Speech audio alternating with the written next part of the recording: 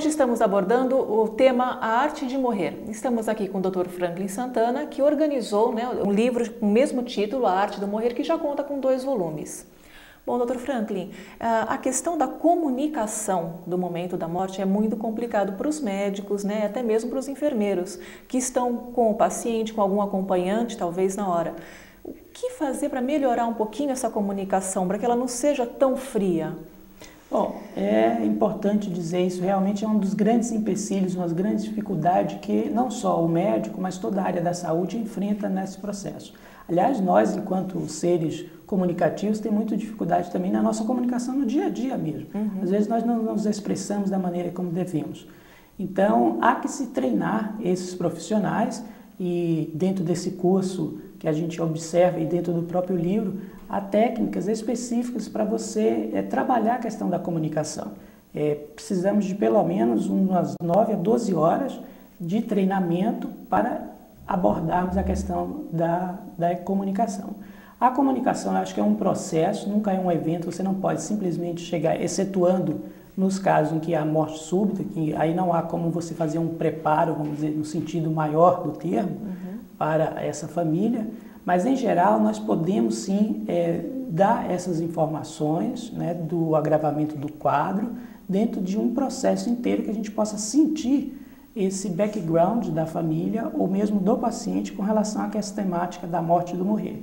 Então nós precisamos educar e existem técnicas de comunicação, comunicações, eu digo verbal e não verbal, que muitas vezes nós nos comunicamos não verbalmente. A despeito de nós estarmos falando alguma coisa, os nossos olhos, as nossas mãos, enfim, nossas pernas estão denunciando às vezes contra nós mesmos. Certo. Então é importante a gente treinar todos esses aspectos. E quando eu falo treinar um aspecto da comunicação, o que é que nós pensamos também? Treinar muito os nossos sentimentos, as nossas emoções. Porque é isso que nos angustia muitas vezes. Como é que eu vou dar notícia? Porque se for assim, como é que eu vou dar notícia? Eu já penso numa coisa apreensiva. Quer dizer, se fosse uma coisa normal, natural, vamos dizer assim, nós trabalharíamos de uma forma bem tranquila. Como é, por exemplo, trabalhar determinadas comunicações do ponto de vista biológico. De determinadas técnicas que vai se fazer, do procedimento, não gera nenhum tipo de angústia nos médicos nem nas enfermeiras.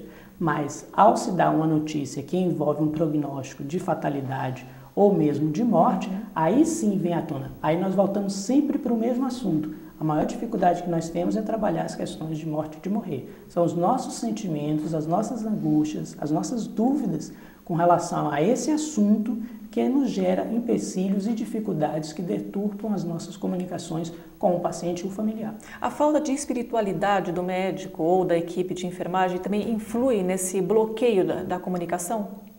Não, na comunicação eu acho que talvez não tanto a questão da espiritualidade. A espiritualidade ajudaria mais na maneira como ele encara a temática da morte. Quer dizer, se ele tem uma espiritualidade, isso facilita o processo dele entrar em contato com essa temática da morte e de morrer e indiretamente, sim, vai refletir na questão da comunicação. Muitas vezes no processo da comunicação, e ainda mais envolvendo um assunto de fatalidade ou de morte, é muito comum que o paciente ou familiar aborde essas questões com o médico. Vai gerar mais uma outra angústia no médico. Porque muitas vezes ele não foi treinado tanto para discutir morte e morrer, como ele também não foi treinado em discutir espiritualidade com os seus pacientes. E a gente observa na prática que grande parte dos pacientes que estão no processo de morte e morrer, bem com seus familiares, querem discutir questões de espiritualidade. Então é importante que o médico também tenha uma formação em espiritualidade. E quando eu digo espiritualidade, não quer dizer que eu vou impor minha religião ou falar de uma religião específica para aquele paciente.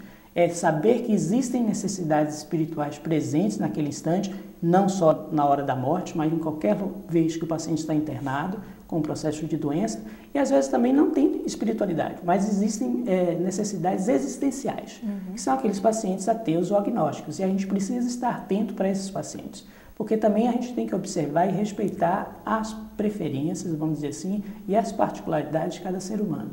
Lá não está para o médico prescrever uma determinada religião ou um determinado comportamento espiritual, mas entender aquelas necessidades. E muitas vezes aquela necessidade necessariamente não é uma necessidade espiritual, porque o paciente não é espiritual, não tem uma espiritualidade. ele tem uma necessidade existencial.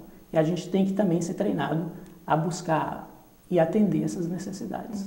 Bom, no livro você também aborda um pouquinho sobre a mídia. Eles estão com uma visão um pouco banalizada sobre o morrer. A gente pode ver que ninguém quer, mas todo mundo gosta de saber mais sobre um acidente aéreo, mais sobre a morte de alguém famoso. Por que isso? Eu digo que a morte é um paradoxo. Ao mesmo tempo em que ela mete medo, vamos dizer assim, nós estamos negando ela o tempo inteiro, ao mesmo tempo ela nos atrai profundamente. O que é a morte? O que acontece conosco depois da morte? É uma pergunta que vem desde sempre, né? Então, é um fascínio ao mesmo tempo. Ela mete medo, mas ao mesmo tempo ela nos atrai. Então, a mídia, ela acaba usando muito a morte no sentido, infelizmente, muito do medo, né? De botar acidentes. Por que a mídia, por exemplo, eu faço essa pergunta, só se preocupa em mostrar mortes traumáticas? Acidentes, assassinatos. Aí associa sempre a imagem de morte com causas dolorosas, com sofrimento, com mortes abruptas. Por que a mídia não vai numa enfermaria de cuidados paliativos, em um hospital, mostrar o processo mesmo do morrer, como é natural? O que a morte reflete para a gente? Porque, de uma certa forma, a mídia também ela se acompliciou com um sistema materialista, hedonista e capitalista, que negam todos três a questão da morte e do morrer e a questão da transcendência. Então, o que é importante? É consumo, é ser bonito, é ser jovem e tudo isso. Quer dizer, a morte... A morte não faz parte. Não, mas a morte faz a gente repensar tudo isso. É verdade. Que tudo é efêmero, que a vida é efêmera, que a beleza é efêmera, que o dinheiro é efêmero, o consumo é efêmero. Então, obviamente, a mídia não quer discutir um assunto que vai de encontro ao ganha-pão, vamos dizer assim, dela. É verdade.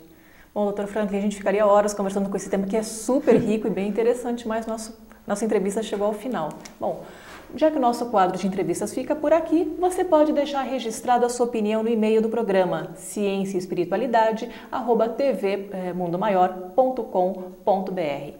É com você, Décio. Muito obrigado, Giovana.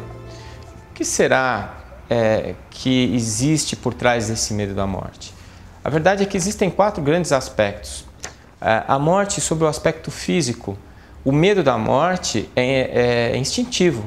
Um animal que não tem medo de morrer é um animal que se expõe e que pode morrer com mais facilidade, se expõe a perigos. Então existe uma questão instintiva, celular do medo da morte. Um medo emocional da morte, que está relacionado ao abandono. Isso é muito visto nas crianças. Crianças que perdem os pais muito cedo, elas ficam com a sensação que foram abandonadas. É muito comum que elas se sintam culpadas por esse abandono. Dentro do seu imaginário, elas acham que as mães ou o pai, quando morre, quando desencarna, não foi embora. Porque essa questão da morte é algo meio pouco entendido na primeira infância. Então esse medo do abandono é o medo emocional da morte. Intelectualmente é o medo do desconhecido. Não se sabe o que vai acontecer depois que eu morrer. É o nada absoluto, é o céu, é o inferno, o que é que vai acontecer? E o aspecto espiritual, que é o medo da entrega. Dentro desses 4 aspectos, nós podemos dizer que em pelo menos 3 deles, o Espiritismo pode intervir de uma maneira significativa. No aspecto espiritual, no aspecto intelectual e emocional, porque ele traz a notícia, a informação, a explicação e nós passamos a entender o que é que vai acontecer, quais são as leis envolvidas nesse processo. E aí nós começamos a passar a ver a morte como um fenômeno e não como um castigo. Nós começamos a ver a morte como uma passagem, um novo período se iniciando em nossas vidas eternas, de várias encarnações e várias oportunidades. Eu espero que vocês tenham gostado do nosso Ciência e Espiritualidade, espero que ele possa trazer reflexões importantes para cada um de vocês e espero também poder contar com a presença de vocês no nosso próximo programa.